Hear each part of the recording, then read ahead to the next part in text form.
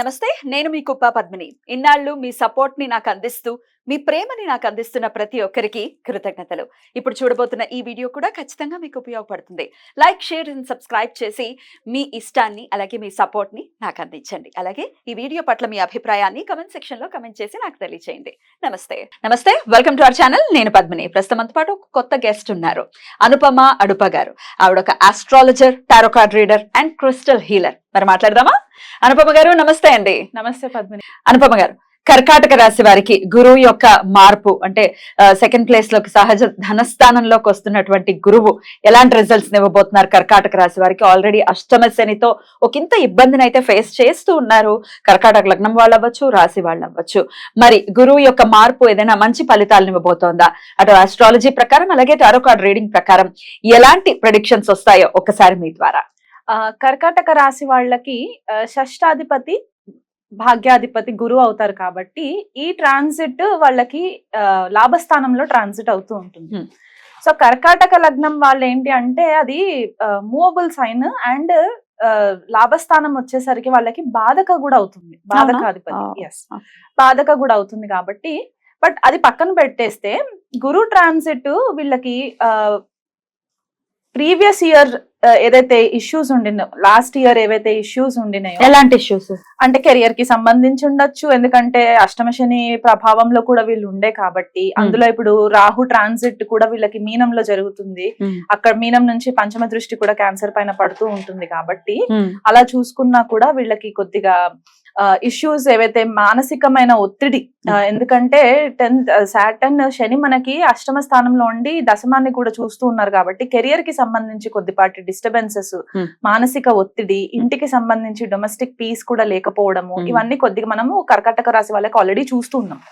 So ఇప్పుడు ఏం జరుగుతుంది అంటే దశమ స్థానంలో ఉన్న గురువు వీళ్ళకి లాస్ట్ ఇయర్ ఇప్పుడు లాభస్థానంలోకి రావడం ఏంటి అంటే, లాస్ట్ ఇయర్ నుంచి ఏవైతే వీళ్ళు కెరియర్ కి సంబంధించి లాంగ్ లాస్టింగ్ ఇష్యూస్ ఏవైతే ఉండినాయో అవన్నీ కొద్దిగా రెజల్యూషన్ వచ్చే ఛాన్సెస్ ఉంటాయి అన్నమాట. షష్టాధిపతి అయ్యి లాభంలోకి వెళ్ళడం అంటే సిక్స్త్ నుంచి సిక్స్త్ కి ఒక కనెక్షన్ ఏర్పడుతుంది కాబట్టి వీళ్ళకి ఎవరైనా తెలియని గుప్త శత్రువులు ఎవరైనా ఉన్నా వాళ్ళు లైమ్ లైట్ లోకి వచ్చే ఛాన్సెస్ ఉంటాయి. శత్రువులతో శత్రువుల పైన వీళ్ళకి పై స్థాయి సిచ్యువేషన్స్ జరిగే ఛాన్సెస్, అంటే విజయం పొందుతారు శత్రువుల మీద. ఈ గురు ట్రాన్సిట్ లో కర్కాటక రాశి వాళ్ళు చాలా ఆఫ్టర్ మేషరాశి కర్కాటక రాశి వాళ్ళకి ఇంకెక్కువ బెటర్ ఆపర్చునిటీస్ అన్నమాట. ఫైనాన్షియల్ గ్రోత్ చాలా బాగుంటుంది, ఎందుకంటే లాభస్థానం అంటే మనకి గెయిన్స్, హోప్స్, విషెస్, మన డిజైర్స్ అని చెప్పేసి ఏవైతే అనుకుంటామో ఈ డిజైర్స్ వాళ్ళకి ఏవైతే ఉంటాయో ఆ డిజైర్స్ అన్ని కూడా ఫుల్ఫిల్ అయ్యే బ్యూటిఫుల్ ఇయర్ అన్నమాట వీళ్ళకి ఇదంతా కూడా. అండ్ 9th లార్డ్ అవ్వడం చేత కూడా వీళ్ళు తీర్థయాత్రలు చేసే ఛాన్సెస్ కూడా ఉన్నాయి. ఏ తిరుపతియో, కాశీయో ఇలాంటి ప్రయాణాలు సడన్ గా ప్లాన్ చేసేసుకొని వెళ్ళిపోవడము, ఫ్యామిలీతో మంచి ఆపర్చునిటీ ఎంజాయ్ చేయడము, ఒక ఫ్యామిలీ గ్యాదరింగ్స్ ఎక్కువ చేయడము, పిల్లలకి సంస్కారాలు ఏవైనా చేయించడము, లేకపోతే ఎవరైనా మ్యారేజ్ అవ్వని వాళ్ళకి ఏవైనా సిచ్యువేషన్స్ ఉండుంటే కనుక ఇవన్నీ సిచ్యువేషన్స్ కూడా వాళ్ళకి క్లియర్ అవుతూ ఉంటాయి అన్నమాట. పెళ్లికి సంబంధించి, కెరియర్ కి సంబంధించి, బిజినెస్ కి సంబంధించి కూడా వీళ్ళకి ఓవరాల్ గా పాజిటివ్ ఉండే ఇయర్ అన్నమాట ఈ గురు ట్రాన్సిట్ వల్ల. కాకపోతే బాధక అని చెప్పాను కాబట్టి అప్పుడప్పుడు కొద్దిగా వీళ్ళకి అడ్డంకులు వచ్చే ఛాన్సెస్ ఉంటాయి, ఎందుకంటే బాధకాధిపతి అయిపోయి అక్కడ గురువుగా ట్రాన్సిట్ లో వెళ్తూ ఉంటారు కాబట్టి కొద్దిపాటిగా గైడెన్స్ కొద్దిగా వీళ్ళకి దొరకకపోవడము, అవసరమైన టైంలో గైడెన్స్ దొరకకపోవడం జరిగే ఛాన్సెస్ ఉన్నాయి కాబట్టి అది కొద్దిగా నివారించుకోవడానికి గణపతి ఆరాధన చేసుకుంటే మనకి చాలా బెటర్ గా ఉంటుంది. ఎందుకంటే విఘ్నాలు హరించే దేవత మనకి గణపతి తెలిసి కాబట్టి ఆయనకి ఆరాధన చేసుకోవడము, అలాంగ్ విత్ దట్ లక్ష్మీ ఆరాధన చేసుకోవడము, విష్ణు సహస్రనామం చదువుకోవడము, ఏదైనా గోవుకి సంబంధించి గోశాలలో కొద్దిగా చారిటీ లాగా చేయడము, ఇలాంటివి చేస్తే కూడా వీళ్ళకి రెజల్యూషన్ ఉంటుంది. లాంగ్ పెండింగ్ కోర్ట్ కేసెస్ ఏవైనా ఉన్నా అవి కూడా వీళ్ళకి రెజల్యూషన్ ఉంటుంది అన్నమాట.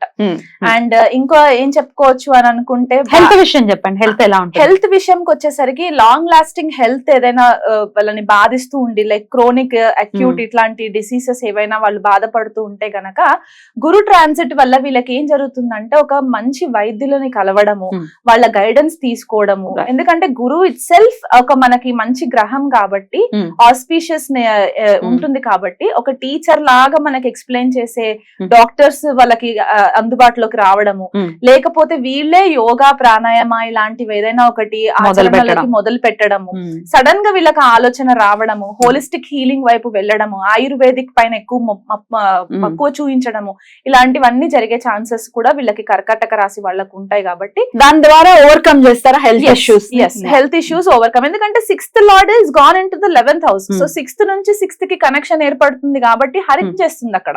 సో అది మనకి చాలా ప్లస్ పాయింట్ అవుతుంది అనమాట కర్కాటక రాశి వాళ్ళు. సో అటు ఫైనాన్షియల్ గా అవ్వచ్చు, హెల్త్ పరంగా అవ్వచ్చు, ఒక మంచి పీరియడ్ గానే కన్సిడర్ చేయొచ్చు కర్కాటక రాశి వాళ్ళకి. రైట్. అయినప్పటికీ చిన్న చిన్న కాన్ఫ్లిక్ట్స్ ఉంటాయి అని అంటున్నారు కాబట్టి ఎట్లాంటి పరిహారాలు చేసుకోవాలి అనేది లాస్ట్ లో చూద్దాము. అంతకన్నా ముందు టారో కార్డ్ రీడింగ్ ప్రకారం కూడా ఎట్లాంటి ప్రెడిక్షన్స్ వస్తాయి అనేది మే, జూన్, జూలై ఈ 3 నెలలకి సంబంధించి కర్కాటక రాశి వారికి ఒక్కసారి ఇప్పుడు చూద్దాం.